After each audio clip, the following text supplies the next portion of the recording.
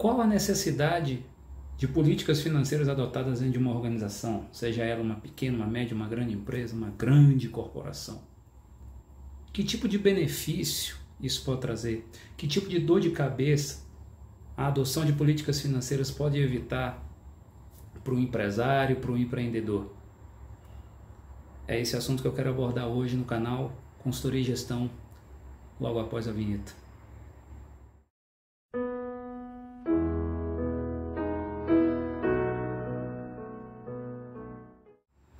Olá, você que visita o canal mais uma vez. Olá, você também que vem ao canal pela primeira vez.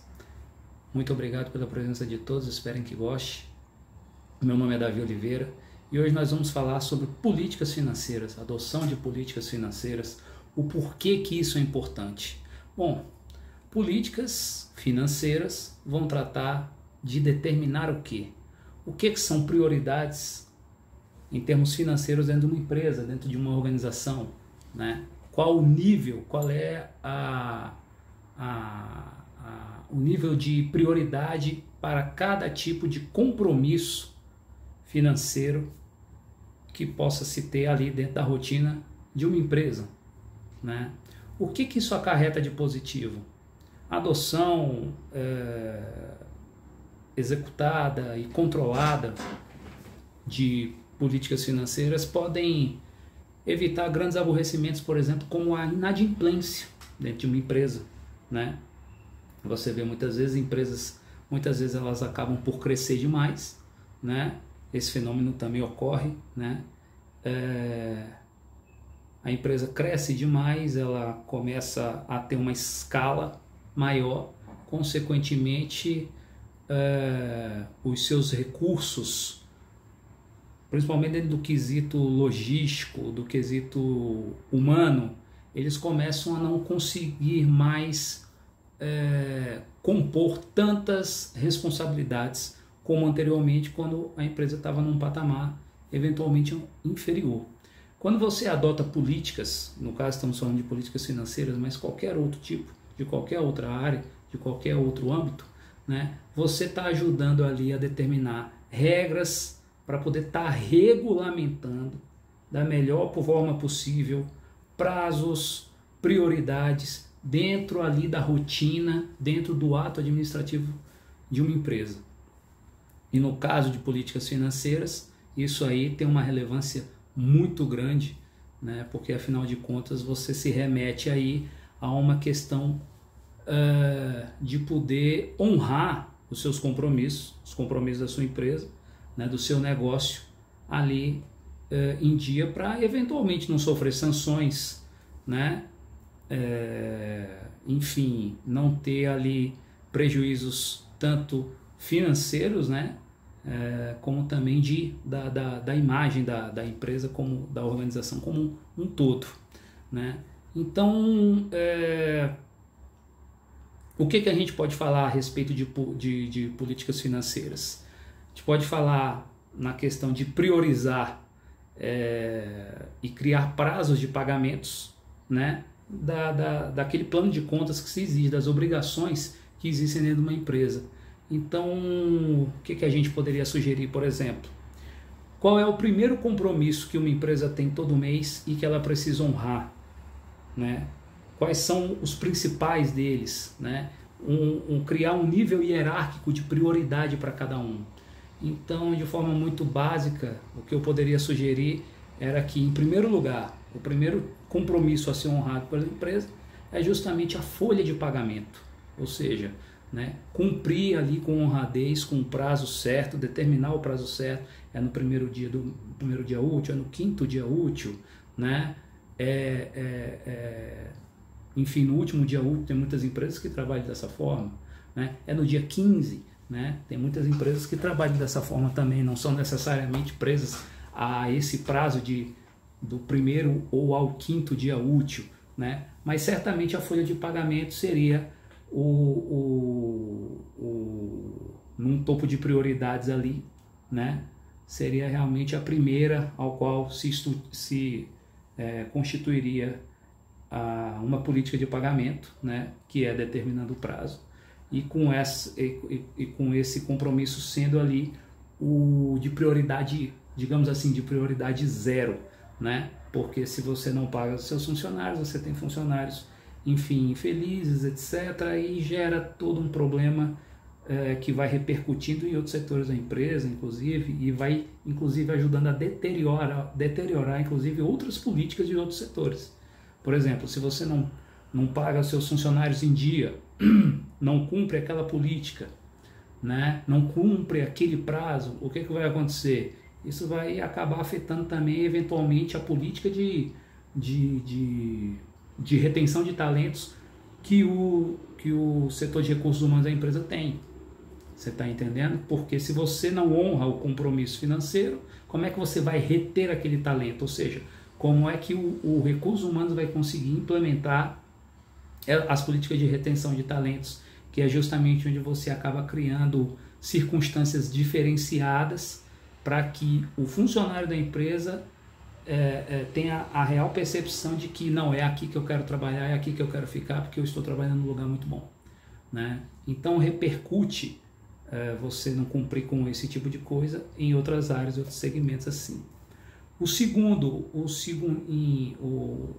em termos de prioridade, né? Qual seria a segunda conta a pagar? Seriam os seus fornecedores, né? Por quê? Porque sem os seus fornecedores, você não tem ali a matéria-prima ou propriamente o produto, no caso de um comércio, né? Para poder vender, para poder realizar a sua operação e, consequentemente, ter o retorno financeiro que a sua empresa espera, né? Então, por exemplo, se eu tenho um restaurante e eu tenho meus fornecedores que entregam para mim o quê? Os meus insumos para eu poder construir, né, e produzir os pratos do menu do meu restaurante. Se eu não pago esses credores em dia, o que vai acontecer? Vai começar a faltar os produtos, né, para que eu possa constituir ali os pratos. Então, né, veja que muitas vezes, em muitos casos onde você chega num determinado restaurante ou lanchonete para comer alguma coisa, você vê lá no cardápio e o garçom eventualmente fala para você que não tem, em muitos casos é também por essa questão, né? Falta de pagamento de credor atrasado, etc. Tem outras questões também, questões também de logística, né? Às vezes também a empresa não se preocupa em ter mais de 2 ou 3 opções para cada tipo de fornecimento que é necessário, e aí você acaba ficando na mão daquele fornecedor e você, na hora da negociação, você pede poder de barganha, porque, afinal de contas, você acaba, por algum motivo ou outro, apenas lidando com ele, né? Mas os fornecedores seriam ali o segundo em nível de prioridade, logo depois dos seus colaboradores, dos seus funcionários, né? O terceiro ponto de prioridade, né, seria o quê? Seria você poder pagar as contas administrativas, os custos fixos administrativos da sua empresa. Então você tem ali, vamos supor, o aluguel do espaço físico da sua empresa, a água, a luz, a internet, né? Ou seja, todas as contas que compõem os custos fixos, que são aqueles custos que você paga todo mês, independente do quanto ou não você venda, do quanto ou não você fatura, né? E em quarto lugar eu colocaria os impostos, né? Em quarto lugar eu também colocaria ali os impostos. É de fundamental importância também que se entenda que não se deve deixar de pagar os impostos em dia, etc., porque isso pode gerar uma série de sanções, né? E também porque, né, nós temos uma série de normas reguladoras ligadas a essa questão tributária, essa questão fiscal, aonde quando você paga os seus impostos, né, enfim, os projeta e os paga de forma correta, né, essas normas reguladoras a constante mudam, né? Então, de repente, um determinado imposto que você pagava durante determinado tempo é pacificada uma norma regulamentadora que diz que aquele imposto você não precisa mais pagar e não precisaria mais pagar dentro de determinado tempo, né? Então você pode pedir a restituição daquele imposto E isso acontece de forma administrativa, sem necessariamente você precisar de um advogado, não requer um processo judicial. Agora, se você não paga o imposto de forma correta, você perde até inclusive essa chance de possuir esse crédito fiscal, onde se você paga o imposto corretamente, né, se você tem ele ali nessa linha de prioridades dentro das suas políticas financeiras, se você paga ele corretamente, no que surge uma situação de uma norma regulamentadora dessa que muda e que você tem direito à restituição daquele imposto que você pagou durante tanto tempo, né, você já perde o direito daquela restituição, né? Então também isso é muito importante também ali, né, de ser dito a respeito dessa questão toda, né? Então isso acaba evitando aí a inadimplência financeira, porque você está trabalhando ali com prioridades, com prazos bem definidos, né? Outra coisa também que são importantes, se você trabalha com comissão, definir o dia o dia certo desse comissionamento, né? E aplicá-lo da maneira correta junto aos seus funcionários. Lembrando que o comissionamento não é a folha de pagamento que vem ali em primeiro lugar, né? Então, saber também fazer essa distinção, porque a folha de pagamento é um custo fixo, o comissionamento não, é uma despesa variável, né? Ela está ligada diretamente à sua venda. Se você não vende, você não a tem. Então, consequentemente, você não vai pagar necessariamente todo mês. Muito provavelmente que nunca pague todo mês aquele mesmo valor. Você pode pagar um valor a mais, um valor a menos, etc. Tem essa coisa toda. Se você também faz questão de ter um plano de promoção da sua marca, um plano de marketing, etc., no qual você também tem um capital necessário a se investir todo mês na sua marca, para divulgar a sua marca mesmo. Cria também uma política financeira onde você pode determinar o quanto que vai ser gasto dentro de um determinado linha de tempo para essas divulgações, para essas ações de divulgação. Vai ser o quê? Vai ser semanal as divulgações, dependendo do segmento da sua empresa, tem que ser semanal. Então, por exemplo, um bar tem que ser semanal, para ele poder estar ali movimentando sempre, aparecendo, etc., né? E aí você acaba mexendo com outras questões também, porque você tem que criar promoções, você tem que criar coisas atrativas que fujam do lugar comum ali, do cardápio comum, para que você possa, além de ter a matéria para poder realizar a promoção, você também possa criar alguma vantagem competitiva para poder chamar mais gente em um determinado momento, dia da semana, determinado mês, etc. Então, criar essa periodicidade, determinar como política financeira para ações de marketing, de quanto em quanto tempo elas acontecem. É semanal? É quinzenal? Né?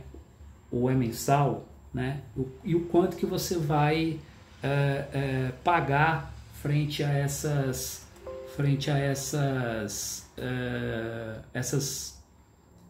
ações, né? Isso também é muito importante. Então, seria isso que eu queria deixar para vocês hoje, esse tema, tá?